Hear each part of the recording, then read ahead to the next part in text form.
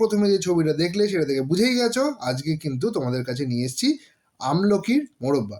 তো আমলকি মোরব্বা করার জন্য আমরা প্রথমে একটা থালার মধ্যে নিয়ে নিচ্ছি গোটা জিরে, গোটা ধনে, 5 ফোড়ন, গোলমরিচ আর তার সঙ্গে শুকনো লঙ্কা।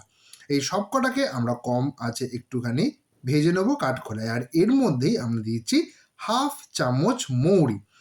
এই সব কটা জিনিসকে আমরা কাঠখোলায় ভেজে নেওয়ার পর তারপর সেটাকে আমরা একটা থালার মধ্যে তুলে নেবো আর এইটাকে কিছুটা ঠান্ডা হতে দেবো। অন্যদিকে আমরা আমলকিগুলোকে ভালো করে ধুয়ে নিয়েছি এবং তারপর সেগুলো সেদ্ধ হতে আমরা দিয়েছি। সেদ্ধ করার জন্য আমরা এরকম একটা পাত্রে জলকে ফুটিয়ে নিয়ে তার উপরে এরকম একটা থালা বা ফুটো ফুটো একটা থালা বসিয়ে তার উপরে আমলকিটা দিয়ে দিচ্ছি। সবটা আমলকি কিন্তু একবারে হবে না, সেই জন্য আমরা 2-3 বারেতে ভাগে ভাগে এই আমলকিটাকে সেদ্ধ করে নেবো। আচ্ছা, আমরা এখানেতে 2.5 কেজি মতো আমলকি কিন্তু নিয়ে সেটাকে আমরা সেদ্ধ করে নিচ্ছি। আমলকিগুলো সেদ্ধ হয়ে যাওয়ার পর সেই আমলকিগুলোকে আমরা তুলে নিয়েছি আর কিছুটা ঠান্ডা হলে সেটা কিন্তু হাতে দেখবে এইরকমভাবেই খুলে আসবে।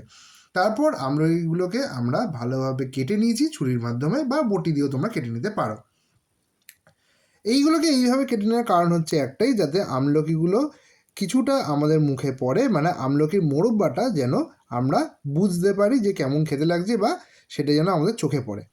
এবারেতে আমাদের যে রান্নার পরের ফেজ, সেই পরের অংশে আমরা কিন্তু প্রথমে নিচ্ছি একটু সর্ষে তেল।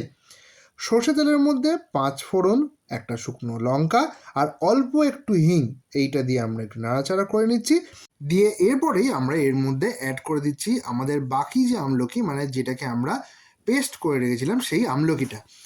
এরপর এর মধ্যে আমরা দিচ্ছি বিট নুন। বিট নুনটা কিন্তু আমরা এখানে আন্দাজ মতো দেবো আর তার সাথে আমরা দিচ্ছি খানিকটা হলুদ।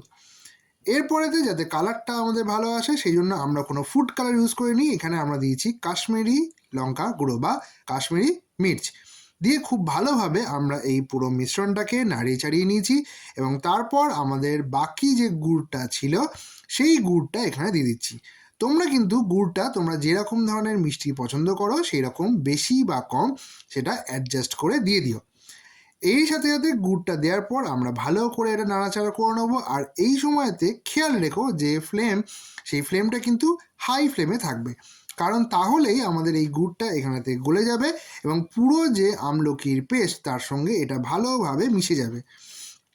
এভাবেই আমরা নাড়াচাড়া করতে থাকবো, তাহলেই কিন্তু আমাদের আমলকির যে হালুয়া সেটা হয়ে যাবে।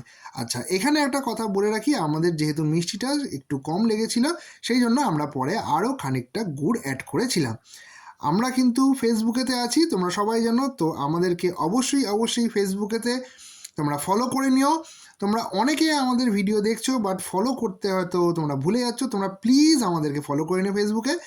আর ইউটিউবেও আমাদের চ্যানেলের নাম স্বপ্না আড্ডি, সেই চ্যানেলটাকেও কিন্তু তোমরা সাবস্ক্রাইব করে রাখতে পারো, সেখানেও আমাদের নতুন ভিডিও কিন্তু ছাড়া হচ্ছে।